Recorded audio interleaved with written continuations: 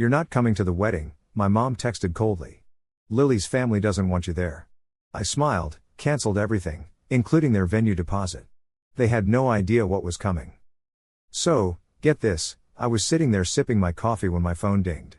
It was a text from Mom, and all it said was, "You're not coming to the wedding. Lily's family doesn't want you there." Just like that. No apologies, no explanation, just some cold, blunt words popping up on my screen. I must have read it about 3 times, just to let it sink in. My thumb hovered over the screen, my coffee was getting cold beside me, and all I could think was, "So, you chose them over me." I shot back a reply, no emojis, no sarcasm, just straight up truth. Then, without a second thought, I jumped on my laptop, logged into the wedding planner account, and canceled the venue deposit. Why? Because it was under my name, paid with my card, and they didn't even know about it. The best part? It was non-refundable. I closed the laptop, leaned back, and just stared at the wall. Strangely, I didn't feel angry or sad, just kind of still, like a shift happened inside me, changing my perspective. They'd pulled stunts like this before, not as obvious, not in all caps, but I felt it in the way they looked at me, the jokes at dinners, the fact they forgot my birthday 3 years running and blamed it on the group chat. Lily, the golden child, was everything they wanted. Me? I was just Jack, useful and quiet. I helped with everything, picking out the dress, negotiating the catering, finding a swanky Airbnb for out-of-town guests. Did they care? Nah.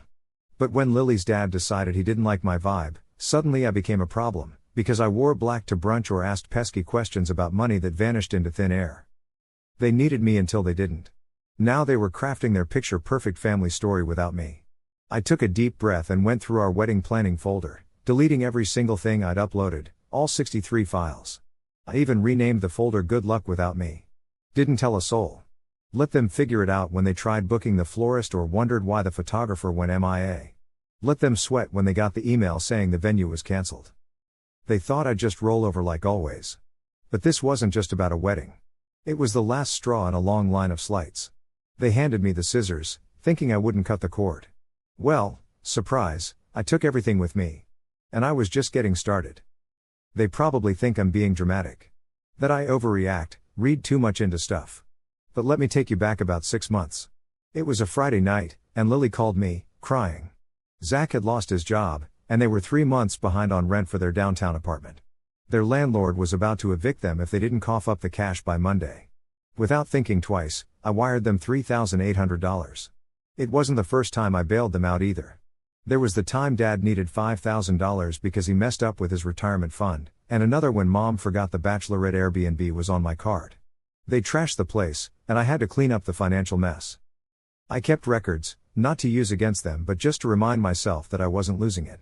It wasn't just money I was bleeding, it was time and energy, and yet they treated me like a backup singer in their show. Like that time Dad, while I was fixing his gutters in a storm, joked that I should be a house husband since I wasn't man enough for a real job. Everyone laughed, even Lily, while Mom said I was too sensitive when I tried to talk to her about it. Old school, she called him. This was the guy who once locked me out for wearing eyeliner. When Lily got engaged, I found out over FaceTime. Mom and Dad were right there with her, having helped Zach with the whole proposal. They went ring shopping with him, for crying out loud. Yet here I was, learning about it through a screen. I should have seen it coming, should have known the pattern.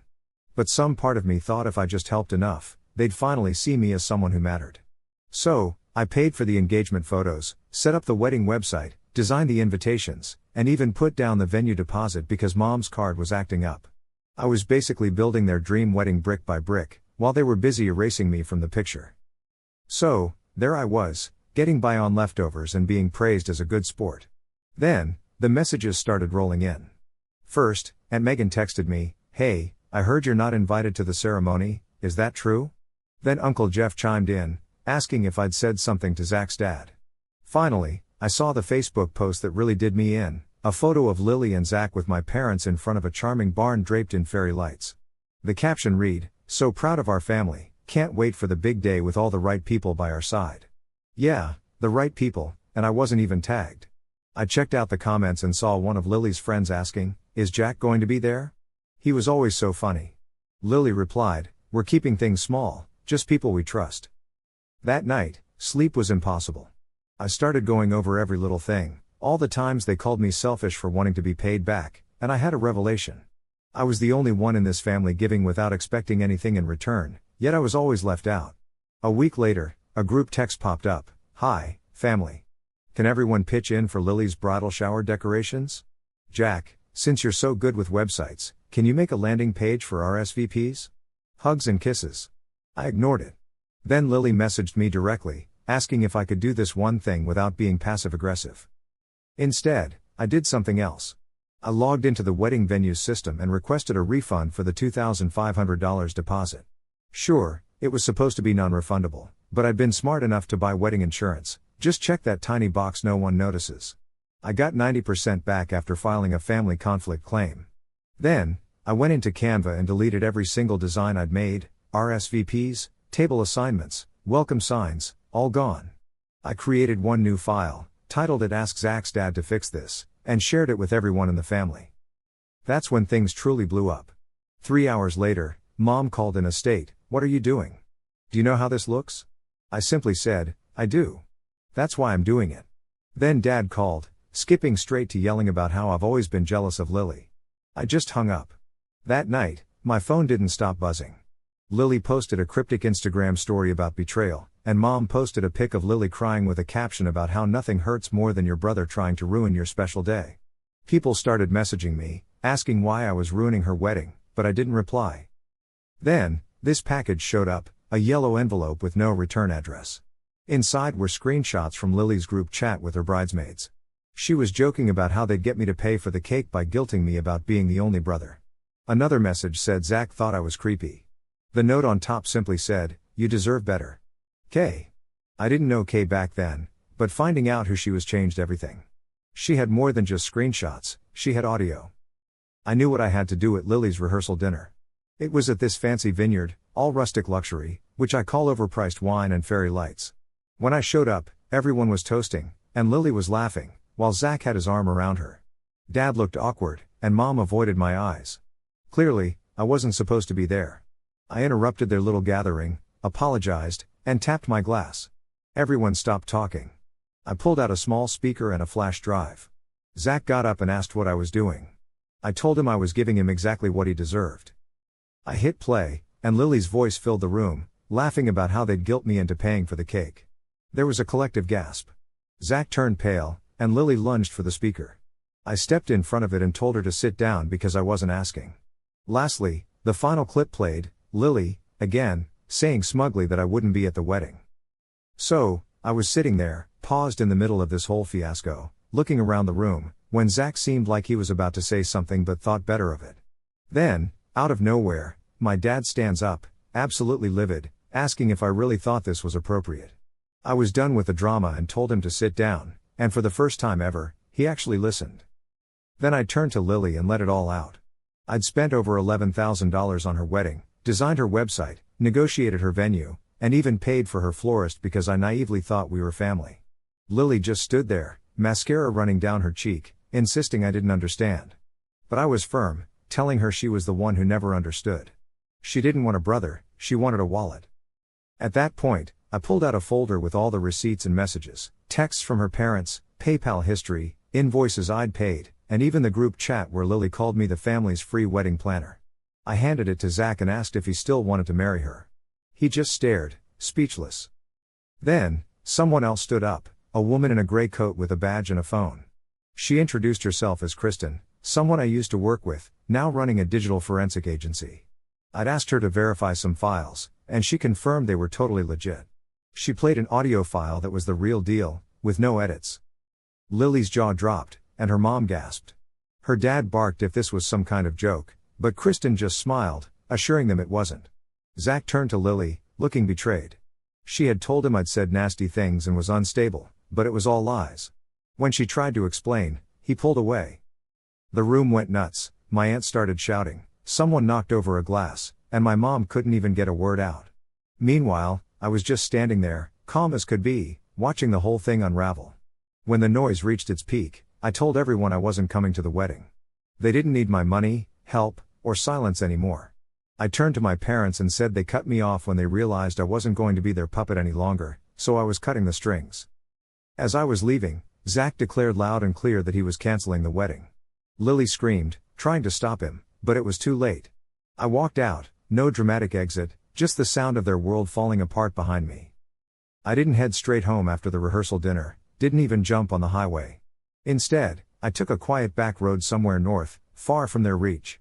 A month before, I'd signed a lease on a tiny cottage in a forgotten little town with only 600 people, one diner, and a single gas station, perfect for going off the grid. I paid the rent up front for 6 months, left no trace, and just embraced the quiet. For the first 3 days, I didn't touch my phone or check emails. I didn't speak to a soul, just sat on the porch with some black coffee and listened to the birds. I didn't feel triumphant, I felt free. No more tension, and no one asking me for money under false pretenses. On day 4, I finally ventured into town, signed up for a history course at the local college. I started volunteering at the county museum, helping out with their archives. For once, it didn't matter who noticed because it was something I chose for myself. After about a week, I started getting messages from my old Gmail linked to an emergency phone. I didn't bother reading them, but the subject lines were desperate. Can we just talk? You went too far. We're still family. Then came all the blocked calls. I ignored them all because I knew they weren't trying to make peace, they just wanted to reset the game. What freaked them out wasn't the evidence I had, it was the silence. They couldn't stand not knowing what I'd do next, especially since they were no longer in control. Then, about 3 weeks later, I got a court notice sent to my old apartment. My dad had tried to sell a part of the family property, not realizing I'd locked the deed a couple of years ago after he almost messed things up before. He triggered the clause himself, and as a result, his deal fell apart. So, this guy ended up facing a fraud investigation. Not because I made it happen, but because I just stepped back and didn't stop it. I mean, I didn't blog about it, no dramatic exposés, no screenshots sent around in group chats. I just kind of disappeared, no birthday calls, no bailouts, no maybe next time. And honestly, that's what really got to them. Narcissists don't really worry about facing consequences, what they really freak out about is becoming irrelevant, like getting on stage with no crowd. One morning, I strolled over to the post office, not for letters, just to pick up a small package I'd ordered online. I heard someone behind me on the phone saying something like, "Did you hear? Lily's fiancé bailed right before the wedding, and then her brother just vanished and took all his cash with him." I didn't even turn around. I never explained, never clarified anything. I just went off the grid, no address, no phone number, no way to reach me. They thought my silence meant I was weak. What they didn't get was that it was a choice, a quiet, calculated way of saying goodbye without even using words. It was the kind of absence that you can't manipulate, an absence that makes people really think about what they've done. They can't guilt trip me anymore, can't call when their rent's overdue or when they max out their credit cards. They can't pretend everything's cool just because they need another favor. There's no we anymore, just them, staring at a mailbox that says, "No message received." You know what's kind of ironic? When you finally walk away from people who've built their lives around using you, they don't collapse right away. They just stand there, shocked, like someone muted their life and they can't find the volume button. That's what went down after it all went up in flames, after the rehearsals, the calls, the silence. They still thought I'd come back like before, but guess what? Not this time. I changed my number, not just the SIM card but switched carriers completely with a different country code. No forwarding, no auto reply, just nothing. I shut down the joint account linked to my dad for emergencies, routed my bank statements to a private digital vault, updated my medical records, took their names off, even switched the emergency contact on my driver's license from my mom to nobody. They've got no clue where I live, where I work, if I'm even around or not, and that just eats them up. A month ago, I swung by just once, not to the house or the vineyard, but I drove past the wedding venue I called off. It was empty, looked abandoned, with a for sale sign hanging crooked on the front gate and a wilted bouquet crushed in the gravel. It felt right. I rolled down the window, caught a whiff of rain and regret. Before leaving, I did one thing, I slipped an envelope with no return address into the mailbox by the main entrance. Inside was a printout of the last wedding invoice I paid along with a sticky note that said, "Thanks for nothing." I don't check my old email much, but when I do, it's just to see the flood of messages. Unread ones like "Please just talk to us." I didn't open it. Another said, "We don't know who you are anymore." That one made me smile because they finally got it. I'm not the guy who bails them out of financial messes at 3 a.m., not the emergency contact, not the wedding planner, therapist, invisible sibling, or guilt-ridden son. I'm just a guy living a new life now, one that's completely out of their reach. I got a new mailbox last week, one of those secure, lockable types. The technician asked me what name I wanted on the plaque, and I said, no name, just a message. So now, on a little brass rectangle below the keyhole, it simply says, "This box does not accept apologies," and the silence I hear every day now. Thanks for tuning in. If you haven't yet, please subscribe and hit the notification bell to stay updated with more crazy real life stories happening around you.